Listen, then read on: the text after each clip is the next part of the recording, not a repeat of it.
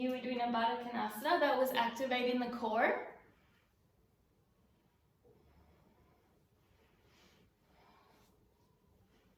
So there's so many different ways you can do each pose. So if Baddha Konasana sitting is uncomfortable on your joints, you can do it without any of the pressure of the ground by lying down. And I'm squeezing the sides of my legs and glutes to be able to open into it. Bringing myself into a happy baby pose.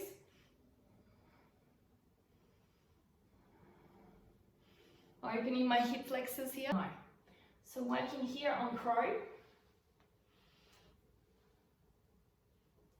Heels are in towards my butt, arms are wrapping and holding nice and tight, and then coming down. Now this might look like an easy pose, but it takes a lot of practice.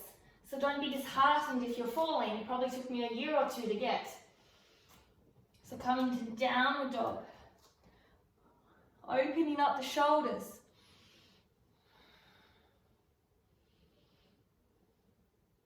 Inhale into a plank. From here, balancing out, lifting the right arm. Switching sides. So try to keep horizontal along the mat here.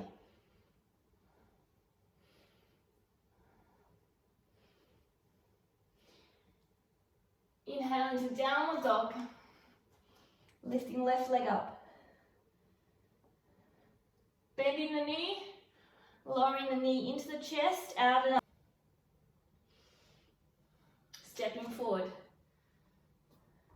Hand is on the inside and rotating. Side angle revolved.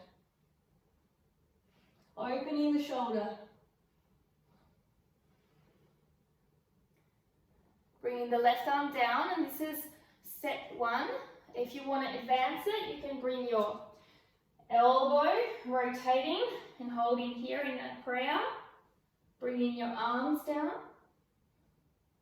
looking up, or start to revolve and wrap. Maybe you'll stay here, or maybe you are able to bind. Standing out through my back leg and back heel to lift up and revolve. So I'm going to bring my back foot down to revolve it into a triangle. To make it a little easier, you can undo the bind or use a block. Left hip is back, right hip is forward. Coming into pyramid. Lengthening up before folding down. Reaching out, lengthening out through my head.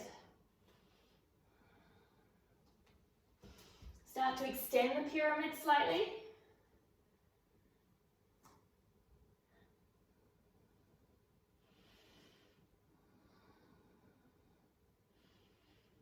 So my core is still active here. Core is always active. I'm not in this position. We want to be active here. This is how you create a strong core. You don't create a strong core from sit-ups. You create a strong core by utilizing it in every single movement that you do. So bending the front leg, turning the back leg, pushing through the heel, the big toe, little toe in the back leg, pushing through all the points in the front, and extending. Rotating up, looking up and under the armpit. 90-degree angle here. And then extending up into your warrior two. Really extend through your core here, very important.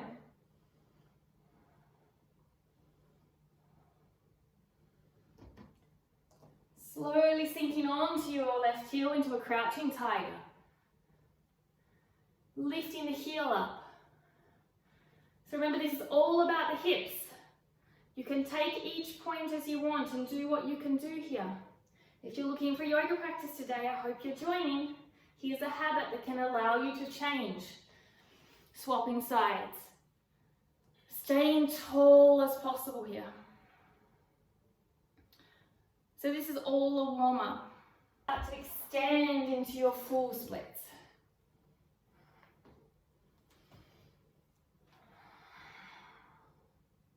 So So really looking at opening up here.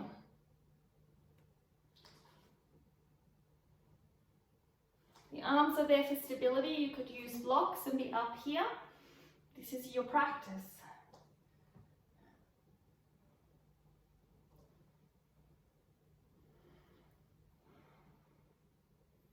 So from here, I'm going to try and grab the back foot.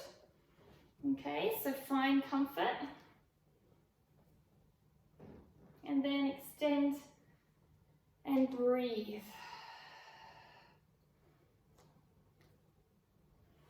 Bringing the front leg into a pigeon. You can see the mat has lots of grip. It's sliding with me. If you need to, you can let go. Remember, I couldn't do this at the beginning. Okay? This is not bad for your knees unless your knees don't like it or you don't practice it. This has taken 8 years of practice to get here. I wouldn't do it if it wasn't comfortable and it didn't feel right in my body. Coming into a higher version of pigeon. So it's so important to understand different bodies are allowed in us to do different things, and we have to listen to our body. This leg down to really get the stretch. Flexing the feet to prevent any soreness in the knees. If you need to, you can sit up tall. Okay? So from here, I'm going to start a twist where you can stay in your pigeon. Triceps or armpit, here. And keep pushing here down. So taking the space out here. We're working towards Yogi Danda. Hand is on the floor as grasshopper. So once you feel comfortable, you can start to twist and come up. Then you push with your foot into your arm and you can extend out here. Wrap your elbows in, push up with your core and hold. Okay? Slowly bring your leg out. I remember the first time doing this, it was impossible. And I still remember when I did it in 2014 or 15, one time, and then I couldn't do it for a year after that. So it was just a lucky day. But what you want is not luck. You want consistency and education in your poses through your breath to understand, so your body will let you in and you can create this. So extending out, so some transition work, bringing in, extending through, bringing back, lifting up, extending back. And these are all things that you can work towards. And I couldn't do that. I could only do the grasshopper one time for a whole year.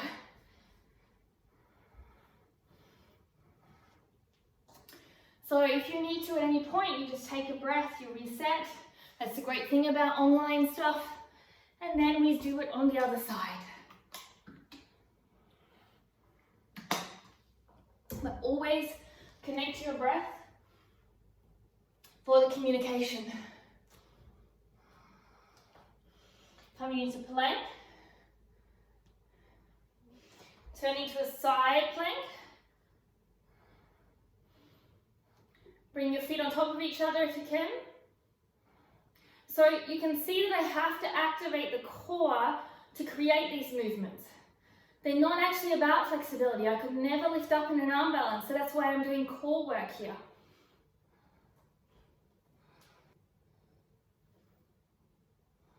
Coming back into center and back over to left. And then lower down. So really core contracted here. And down.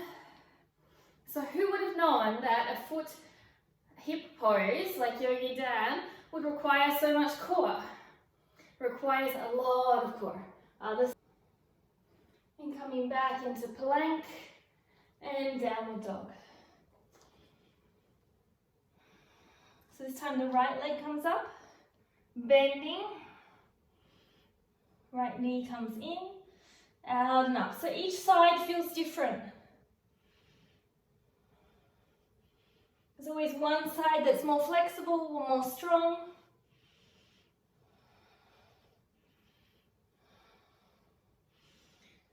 stepping forward. Slowly twisting over.